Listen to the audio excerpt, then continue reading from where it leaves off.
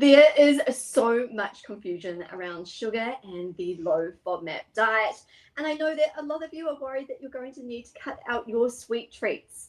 So today I'm talking to Chloe Valentine. She is a research dietitian with the Monash University FODMAP team, and she is here to clear up all the confusion and talk about what sugars and sweeteners are suitable for the low FODMAP diet. Hi, Chloe.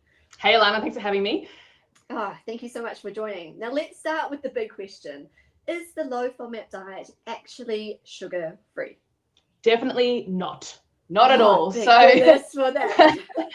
First of all, there can be some confusion around terminology because it's like scientifically FODMAPs can be referred to as sugars due to the small length of the carbohydrate chains. But if we're thinking about sugar that we're all familiar with, so the sweet little crystals you add to your drinks and your food for sweetness, they are not off limits. That is good to hear, because we don't want people to be sitting here going, oh, can I still have that piece of baking? Can I still have that little bit of sugar in my coffee? We don't want you to be feeling that way. So it's really good to hear that it is still on the menu. So I guess the next question that follows on from this is, if you're in the first phase of the low FODMAP diet, what sugars and sweeteners should you focus on if you want to include some in your diet? Sure. So all the sugars that we actually have in the app are low FODMAP at a standard serve. There are a few varieties like coconut sugar, demerara sugar, rock sugar, that sort of thing, that do have moderate and high FODMAP serves. So just check the app for those. But the most common sugar varieties, so our white sugar, icing sugar, that sort of thing, are very, very low FODMAP and can be enjoyed in the quantities that you like during that first step. Yeah, and brown sugar is too. So your baking standards, your white sugar, brown sugar, icing or powdered sugar, if you're in the USA, those are super, super low FODMAP.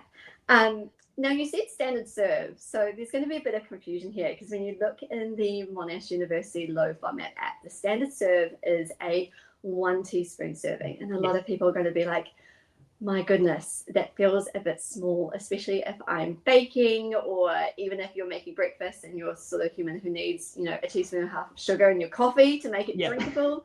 So talk us through how we look at the Monash University app and how we find extra information to know if we can increase that serving size. Sure. So the standard serve for sugar is 1 teaspoon, because when you look at the back of most packets of sugar, that's what their standard serving is. And we want to be able to make the sugars comparable across the app, so you can look at all the sugars and see in that standard serve where they sit. So that's where that 1 teaspoon comes from. However, the sugars that we mentioned before, so the white sugar, powdered sugar, brown sugar, you'll notice that there actually is only 1 green light. Now, that doesn't mean you can only eat that 1 teaspoon of sugar. So when you tap into it, there is actually some extra information. So just a bit of a background, when we test foods and look at the results, we may see that a food like sugar is very, very low in FODMAPs. However, at enormous quantities, amounts that we don't even look at, there may be some level of FODMAP. So we don't think it's appropriate to say it doesn't contain any FODMAPs at all. So what we do to, keep consistency across the app is we apply standard sort of guideline for foods with negligible FODMAP, so like sugars. So based on sort of a clinical judgment, we determine that people are unlikely to eat more than 500 grams of a single food in 1 serving. That's a lot. That's like a couple of cups of sugar, if you're wondering. Exactly. It would make you sick. You would feel so ill if you ate exactly. Sugar. So we established that 500 grams is sort of like a low FODMAP threshold for very, very large portions. So it's, like we said, generous enough not to restrict people's diet. So when you're looking in the app and that food has that single green traffic light, white sugar, you can tap into it, and there's some extra information in what we call the statements, and it says along the lines of, it is low in FODMAPs up to 500 grams. So you know that you can happily consume that as you usually would in the first step of the FODMAP diet. So we always recommend tapping into the listings where you can, especially when you're starting off on the diet, just to really get your head around all of that extra information that we provide in there.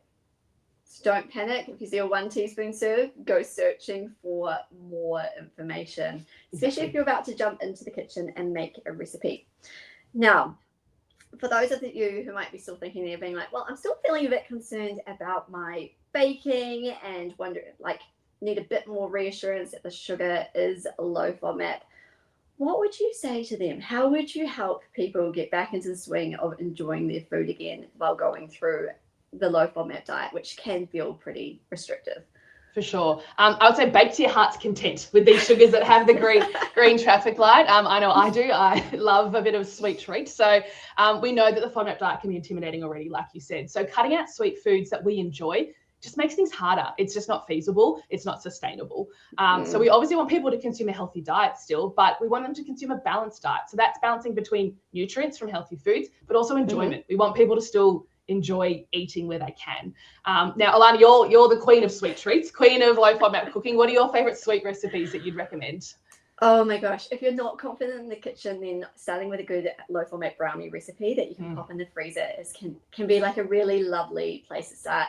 If you're looking for some like snacky type stuff, then there's plenty of like bliss balls or things like muffins that you could have sitting in the freezer for when you need that sweet treat pick me up. And then if you're celebrating a special occasion, there's no reason why things like pancakes or low FODMAP waffles or even like celebration cakes, birthday cakes, they're all still on the menu. You just need to go and find a good recipe. There's lots of recipes on monashfodmap.com, and there's oodles of recipes over on alittlebit.yummy.com. We've got some in our free recipe area, and then we also have a 1300 in our like recipe club, which is all designed for the first phase of the low FODMAP diet. So don't sit there going, there's nothing fun to eat. There's so many fun things to eat. My one thing is maple syrup. We should maybe just touch on this briefly. And so with this latest update, if you're enjoying maple syrup, the rule of thumb is just keep your syrup to a tablespoon, and that can stay on the menu too. So if you're making waffles, just keep that in mind. Exactly right. Yep. And don't forget, if something makes lots of serves, you divide it by how many serves it's making. So if you're putting a couple tablespoons over a couple people's serves, that is fine. It's how much you're going to consume it. And if a cake has got a couple of cups of sugar in, you're often dividing it by 12 to 16 serves. So it turns out absolutely okay. So stop panicking, take a breath, go and get in the kitchen and make yourself something yummy to eat. Definitely. Now, Chloe, thank you so much for joining us and sharing your knowledge with us today. It's always a pleasure talking to you. And I love coming on and debunking some of these FODMAP myths for people, because it helps them enjoy the diet a lot more while they're finding out their food triggers. Definitely. Now, if you're listening in and you're like, I need some more support, go and check out the Monash University FODMAP diet app. That is our food guide while we're going through the low FODMAP diet. And then there's lots of low FODMAP resources on alittlebit.yummy.com. Thanks for joining us today, Chloe. Thanks so much, Alana. Bye, everyone.